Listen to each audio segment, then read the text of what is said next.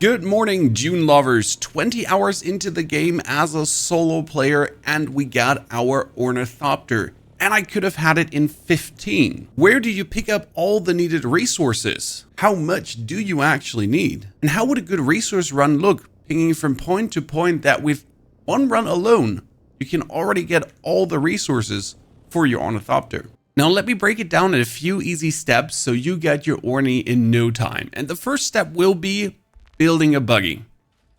Sounds weird, but you really want a buggy. Because in order to build your Ornithopter, you'll need 296 aluminium ingots. And each ingot is 7 ore, which needs you to have 2072 ore. And that's where the buggy comes in, because the inventory of the buggy can hold 2400 ore plus in one single run. There's one big problem though, and that is that your Buggy MK3 Cutterarray can't actually cut aluminium, and you need your Buggy MK4 Cutterarray. We'll get to that in a bit. In order to make your buggy, you'll need steel, cobalt paste, advanced servox, armor plating, and also particle capacitors.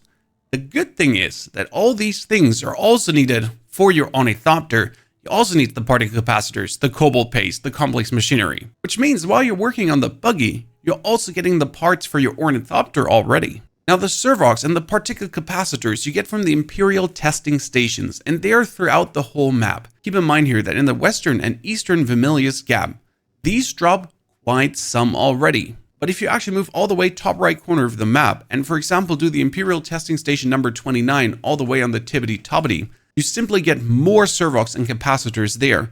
But the enemies are also harder. You also need tons of complex machinery for your buggy and for the Ornithopter. And this leads to your first farm run already. We're in the top left corner of the western Vermilius Gap. That's also where our base is, by the way, best base location.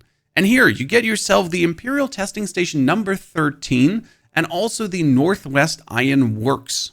Begin in the Imperial testing station, loot every single chest, get all those servox, all those particle capacitors possible. Then make yourself towards the Northwest Ironworks and all the way on the tibbity-tobbity, where you'll get easy peasy lemon squeezy with your Shiga Wire Claw bell jumping combo. You get already tons of complex machinery. That is 10. Then we get the machine over the side. That would be another 13. And we get the chest here that has good loot and also some machinery sometimes. Now you jump over to the other side, get another 20 to 30 machinery. All these chests take 45 minutes to reset, and 2 pathings should be more than enough to get all the resources for your buggy, plus surplus for your Ornithopter already. The iron you need for the steel to actually build your buggy, you already have in copious amounts around this area.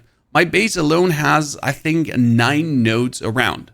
Because in order to make steel, you need iron ingots and then carbon ore. And you need a lot of steel ingots and complex machinery as well to actually build the medium ore refinery to then make your aluminium. Now the only thing we're missing for our buggy is the cobalt paste, the carbon for the steel ingots, and also the armor plating. Where the armor plating and the cobalt paste is again needed in copious amounts as well for your Ornithopter. So the more cobalt paste and armor plating you actually pick up, the less you'll have to farm down the line. The carbon ore you'll get in Jabal Alfred El Gard. We're going from our base in the top left corner of the western Vermilius Gap and right around this area, and here you can just drive in an aid, you get a bunch of that carbon ore. The second resource we needed, that's the cobalt paste. You're driving up into the Haga Rift. The Haga Rift has multiple uses though. Here you're looking for the erythrite crystals. Would be this red looking ore. On a bike run, you'll not get that much with you, even if you fill up the whole inventory of the bike.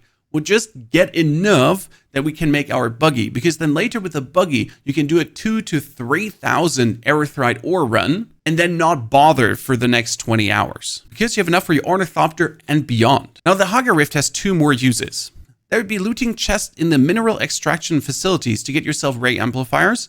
If you want to be daring, you go for the Arctis Cavern because I got around 60 ray amplifiers from one single run. These ray amplifiers are explicitly needed for the Cutterrays and also for your personal Cutterarray, the MK3 and the MK4. So you really want those ray amplifiers. And if you go either all the way to the bottom of the Haga Rift or you drive on the tibbity-tobbity, so not yeeting your vehicle down, there'll be those crashed buggies and crashed Ornithopters. You'll have to cut them apart with your Cutterarray, go in, analyze it, cut it apart, because you're getting from the crashed buggies armor plating And from the crashed Ornithopters, you're getting Holtzman actuators. Armor plating, you'll need in copious amounts for the Buggy and for the Ornithopter. And the Holtzman actuators you need for the Cutterarrays and also for shields in general. Fantastic, you can craft your first Buggy now, and you're already well on your way with bonus stuff for your Ornithopter. Now with your Buggy, you're going to do one carbon run that we talked about earlier in Jabbat Alfred Garb.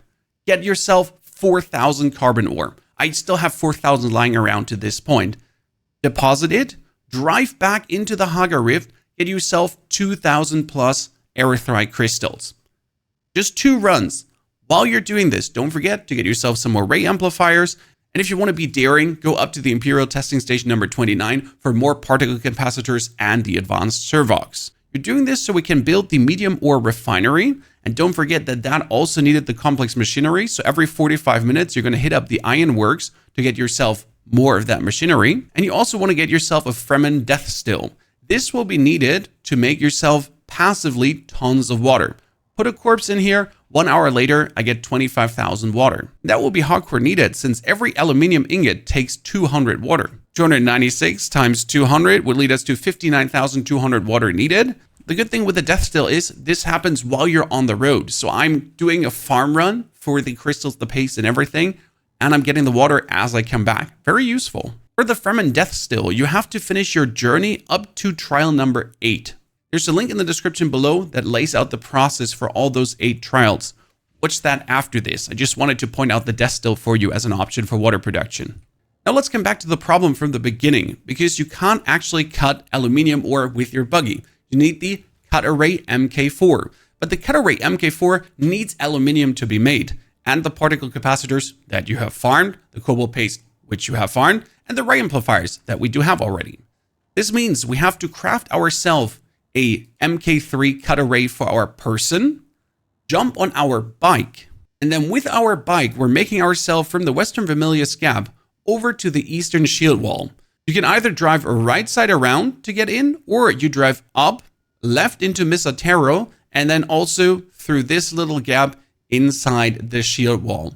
This is where you'll gather enough aluminium for 70 ingots. Don't leave before you have 490 ore. And that's then where the fast track begins, because now you can put that MK4 on your Buggy, drive the exact same route into the Eastern Shield Wall, and then don't leave the Eastern Shield Wall until your inventory is full with 2,400 aluminium ore. Cram as much as possible in there. Don't forget, as you are at the Eastern Shield Wall, to make your way to a location called Sentinel City. The entrance is located at the bottom, so you drive through this kind of gap here, and Sentinel City has industrial pumps. These industrial pumps are needed for the wings of your Ornithopter. Aha!